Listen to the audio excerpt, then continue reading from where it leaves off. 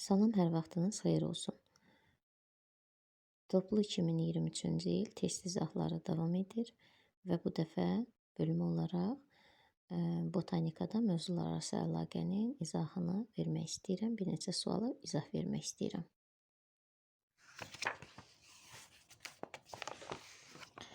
Demək, mövzulararası əlaqə bitki tam orqanizmdir, bitki aləminin inkişafı. Demək, mən burada mikroskopla əlaqəli suallar var. Demək, biz bilirik ki, mikroskopun böyütmə dərəcəsi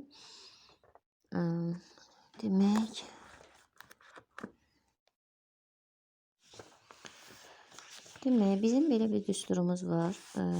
Mikroskopun böyütmə dərəcəsinə əlaqəli belə bir düstur var. Böyütmə dərəcə bərabərdir. Deməli, böyütmə dərəcə görünən ölçü və yaxud da ki, şəkil ölçü eyni anlayışdır. Bölünsün həqiqi ölçü. Həqiqi və ya faktiki ölçü. Faktiki. Bu birinci qaydası və ikinci qaydasında isə belə bir düsturumuz var. Deməli, okulyar üzərində yazılan rəqəm vurulsun obyektiv üzərində yazılan rəqəmə bərabərdir böyütmə dərəcəsi.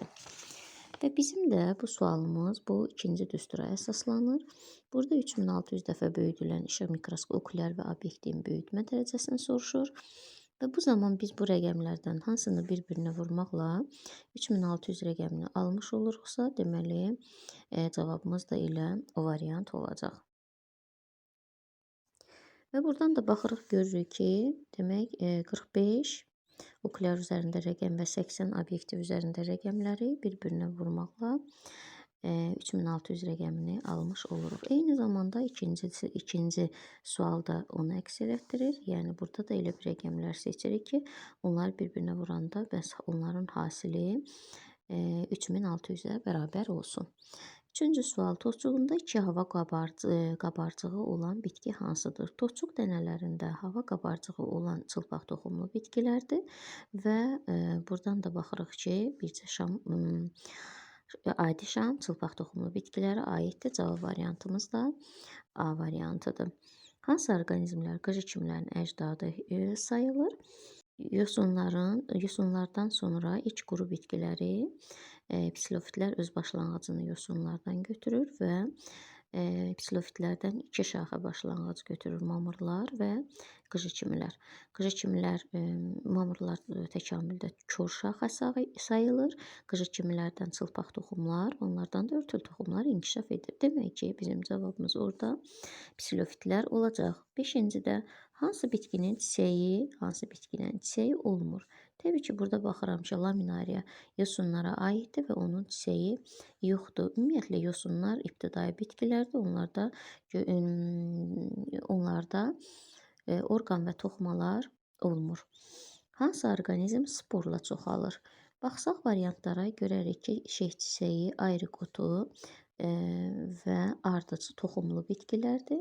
Bakteriya ümumiyyətlə spora malikdir, amma sporla çoxalmır. Spor onun müdafiə mexanizmidir, müdafiə edir onu və sporlu bitkilərdə isə sporlar çoxalmaya xidmət edir və sporlu bitkilərə isə planlar və qıcıçimlər, ali sporlu bitkilərə planlar, qatır quyruğu və mamırlar aiddir. Tozcuq borusu olmur. Tozcuq borusu olmursa, deməli bu bitki toxumlu bitki deyil. Çiyələk, zəncirotu, itburnu, quş əpəyi toxumlara malik olduğundan bunlarda tozcuq borusu var və quş mamırında isə sporlu bitkidir və tozcuqlara malik deyil. 8-ci sual, dərman bitkiləri. Dərman bitkiləri deyərkən itburnu, kəkliyotu, çoban yastığı və yemişan elə bizdə burada A variantında deməli dərman bitkisidir. Məhz A variantını seçirik. Və 9-cu sual. İlk dəfə quruya çıxmış bitkilər bayaq dedik ki, psilofitlərdir və onlardan mamırlar və qıcıçimlər başlanğıc götürür. Ən qədim bitkilər isə yosunlardır təbii ki və bunlar ibtidai bitkilər sayılır. Bitkiləri mühafizə etmək üçün ilk növbədə yaradılır. Bitkiləri mühafizə etmək üçün təbii ki, qoruq, yasaqlıq və milli parklar yaradılır. Toxuq borusu olmur, yenə eyni sualdır və burada təbii ki, biz toxumu olmayan bir bitki götürməliyik. O da məhz sfaqnum olacaq.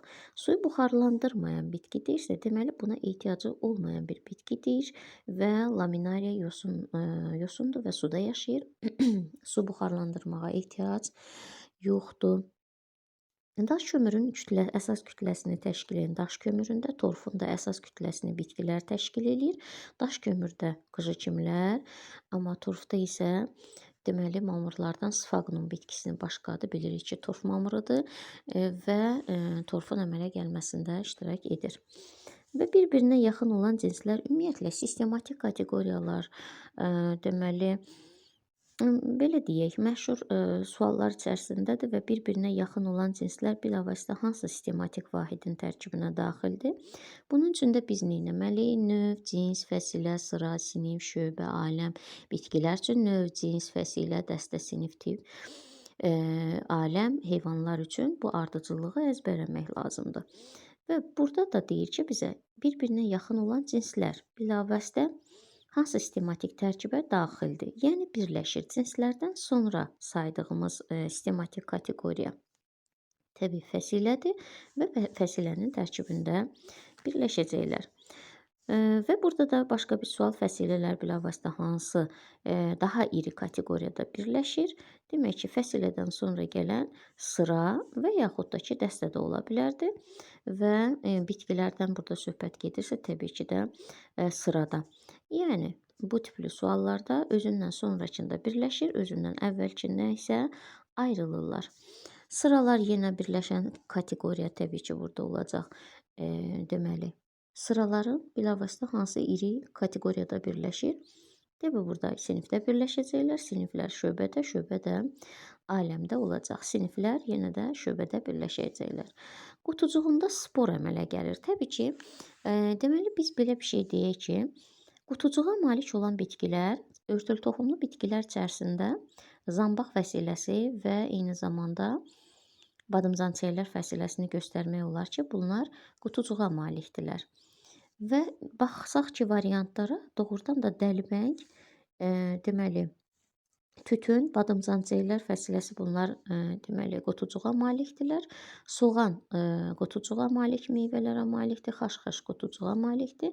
Sfaqnumun qutucuğunda isə spor yetişir. Təbii ki, bu mamır bitkisi sporlu bitki olduğundan qutucuqda da spor əmələ gəlir. Meyvə əmələ gətirməyən bir bitki deyirsə, deməli bu yumurtalığı olmayan, baxsaq ki, örtülü toxumlu bitkilər cökə, soğan, at pıtrağı, yemişan örtülü toxumlu bitkidir.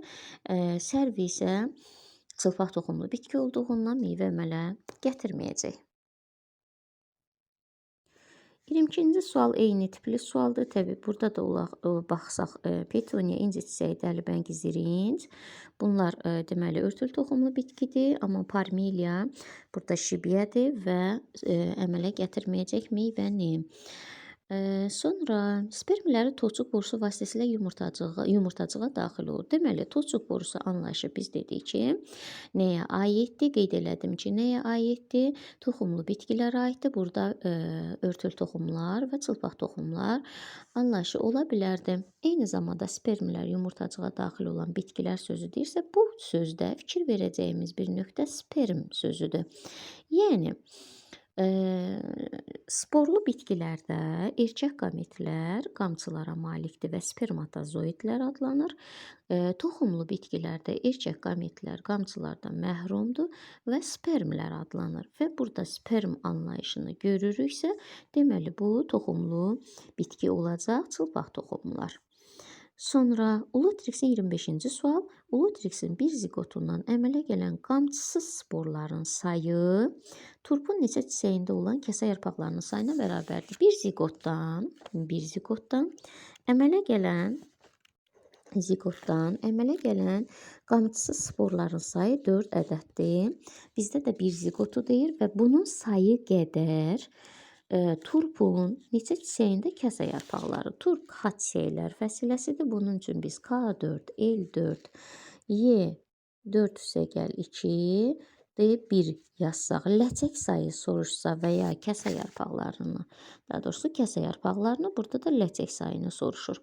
Və hər iki halda bu 4 dənədir və bu bir çiçək üçündür. Bir çiçək üçün deməli kəsə yarpaqları da 4-dür, ləçəklər də 4-dür. Bizdə də sayı qədər ləçək və ya kəsə yarpağı deyirsə, bu bir çiçəyə uyğun gəlir. Deməli, cavab variantımız həm burada, həm də burada. Deməli, burada A, burada da Y variantıdır. Burada turp və eyni qayda ilə turp bitkisini soruşur.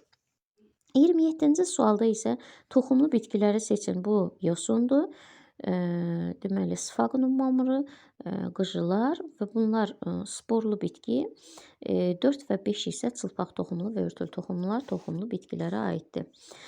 Hansı bitki qruplarının nümayəndələrində maylanma prosesi su mühiti ilə əlaqədardır? Aha, su mühiti ilə əlaqədar deyirəmsə, demək ki, bunlar sporlu bitkilərdir və yosunlar, mamırlar, qıcıkimilər anlayışını, yəni bu şöbələrə aid olan bitkilərdə məhz mayalanma mühiti su olacaq.